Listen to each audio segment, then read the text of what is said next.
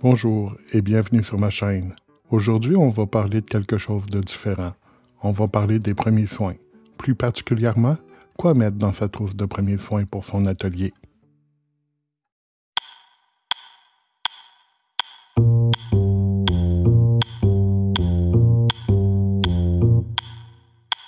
Dans mes vidéos, je fais toujours de mon mieux pour démontrer les pratiques les plus sécuritaires possibles.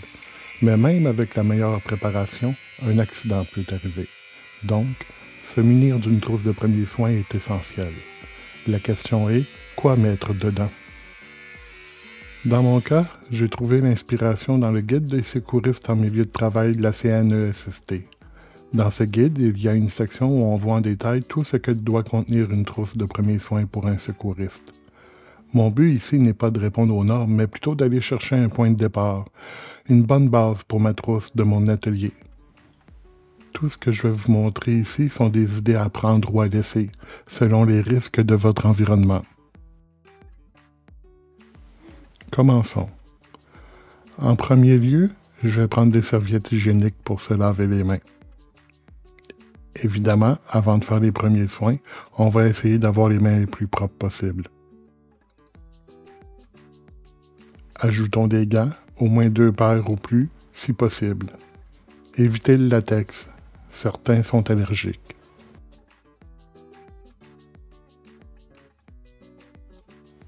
Ayons une bonne base, avec une série de petits pansements, ou plasters comme on dit au Québec, de différentes tailles, particulièrement celle-ci, en forme de papillon, faite pour le bout des doigts, et celle-ci en forme de hache pour les jointures, parce que les jointures et les bouts de doigts sont souvent les endroits où on se blesse le plus. Ajoutons des serviettes désinfectantes, un essentiel pour nettoyer alentour des plaies,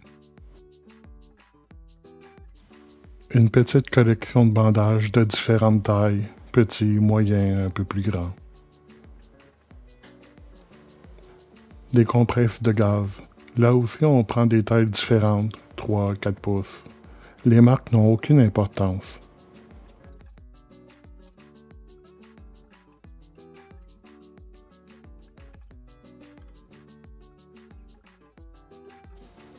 Dans l'éventualité où il y aurait beaucoup de saignements, on va ajouter des coussins abdominaux qui vont permettre d'absorber beaucoup de sang.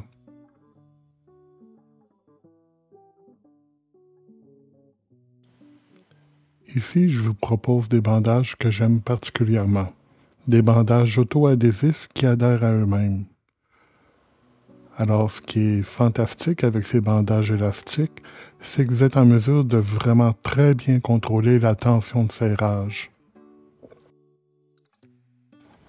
Ici, quelque chose de plus particulier. C'est un pansement pour les traumas d'urgence. Dans la vidéo qui suit, vous verrez comment l'appliquer. Ce qui est bien avec ce pansement, c'est qu'il est tout inclus. Vous aurez le bandage, la compresse et un outil de serrage pour mettre une pression sur la plaie.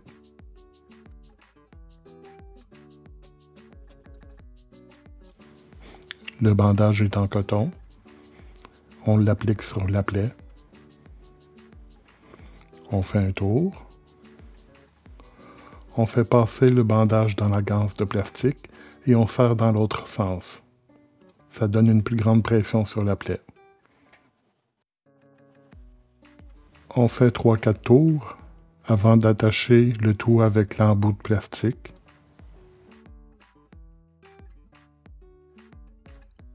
Une fois le patient stabilisé, on pourra l'emmener à l'hôpital. Certains diront peut-être que d'avoir ce type de pansement est un peu exagéré. Je suis d'accord, mais si un jour j'ai une blessure qui saigne énormément, je vais être bien content d'avoir ce pansement sous la main. Ceci est un tourniquet.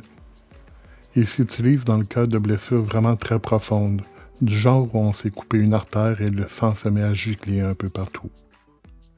Évidemment, je vous souhaite de n'avoir jamais à l'utiliser. En passant, vous n'avez pas à vous inquiéter, la personne blessée ne perdra pas son membre attaché. Vous avez facilement 2-3 heures et même plus pour l'emmener aux urgences et éviter le pire. Notre but ici est de vraiment empêcher la perte de sang. Ce que je vous dis ici ne peut pas remplacer une bonne formation de secouriste. J'en profite pour vous suggérer de suivre une formation de secouriste, même si c'est pour vous-même. La journée que vous allez en avoir besoin, vous serez très content. Ça va vous donner beaucoup de sécurité et de confiance en vous. On poursuit ici avec quelques bandages triangulaires. Ces bandages sont pas mal passe-partout. Dans la formation de secouriste, on voit plusieurs cas d'utilisation. On ne s'en sert pas juste pour les écharpes. Chacun vient avec 2 épingles de sûreté. Des compresses froides instantanées, elles peuvent être très utiles. Si comme moi, vous vous cognez un peu partout, ça peut nous sauver de quelques ecchymoses. Pas besoin de congélateur. Vous n'avez qu'à faire craquer la compresse et à l'intérieur, une réaction chimique la rendra très froide. On a une petite couverture d'urgence thermique et imperméable. Elle est pliée sur elle-même. Elle gardera au chaud la personne ayant besoin de soins ou si elle est en état de choc. Ici, j'ai un article que j'apprécie beaucoup. Un bandage de 2e peau. C'est une sorte de bandage qui est fait en gélatine qu'on applique sur les brûlures profondes de type 1er degré fort, 2e degré. Vous appliquez ça sur votre brûlure immédiatement après l'accident. Dès son application, la sensation de brûlure aura diminué drastiquement. Et 24 heures plus tard, lorsque vous l'enlèverez, la guérison aura déjà commencé.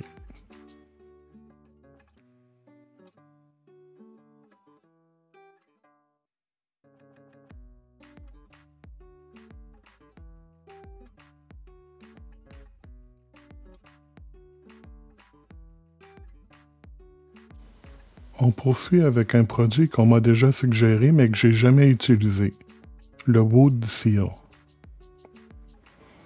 C'est une poudre qu'on met sur la plaie et ça fait cesser de saigner. Wound Seal. Si certains d'entre vous l'ont déjà utilisé, ou si vous la connaissez simplement, je vous en prie, partagez vos expériences avec nous dans les commentaires. On m'a dit que ça provoquait une coagulation très rapide. Une roulette de ruban adhésif, et je vous suggère d'en prendre une de très bonne qualité. Évidemment, un ruban qui ne colle pas, n'a pas vraiment d'utilité. Ajoutez également quelques sacs refermables de type Ziploc.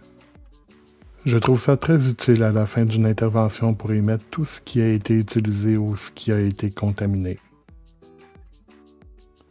Un tube d'onguent antibiotique.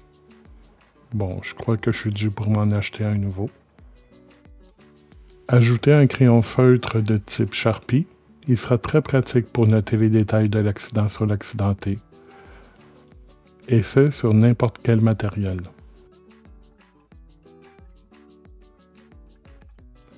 Ici, j'ai une petite paire de pinces. C'est une paire de pinces faite particulièrement pour les échardes. Comme vous pouvez le voir, elle est très pointue, ce qui la rend parfaite pour aller gratter et aller chercher les échardes en profondeur. Elle a été très utile pour moi. J'avoue l'avoir souvent utilisée. Et peut-être à cause de mon âge, je me sers aussi souvent de la loupe pour trouver les petites échardes.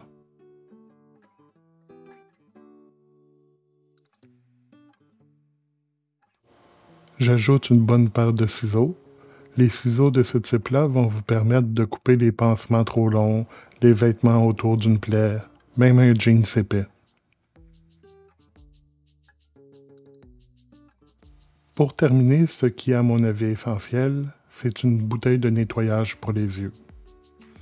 Évidemment, on porte toujours nos lunettes de protection lorsqu'on est en atelier. Mais même avec nos lunettes, il peut y avoir des corps étrangers, des éclaboussures ou autres qui peuvent rentrer dans nos yeux. C'est ce qu'on appelle des accidents. Cette bouteille-là, si vous la gardez toujours prête, c'est-à-dire remplie d'eau stérile, elle pourrait vous être très utile.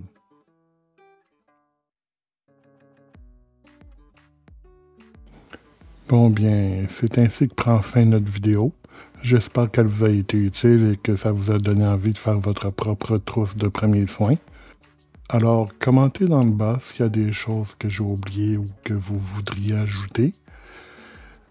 Rappelez-vous simplement que votre trousse devrait être visible, accessible et son contenu doit refléter les dangers de votre atelier. Je vous dis au revoir et à la prochaine. Prenez soin de vous et des vôtres.